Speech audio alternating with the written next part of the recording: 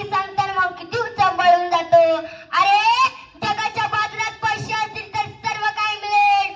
डोंगराळ गेलेला सूर्यही पुन्हा दुसऱ्या दिवशी उगेल, पण माथ्याड गेलेली आई पुन्हा मिळत नाही. म्हणूनच म्हणतात स्वामी तिन्ही जगाचा, आई विना भिकारी.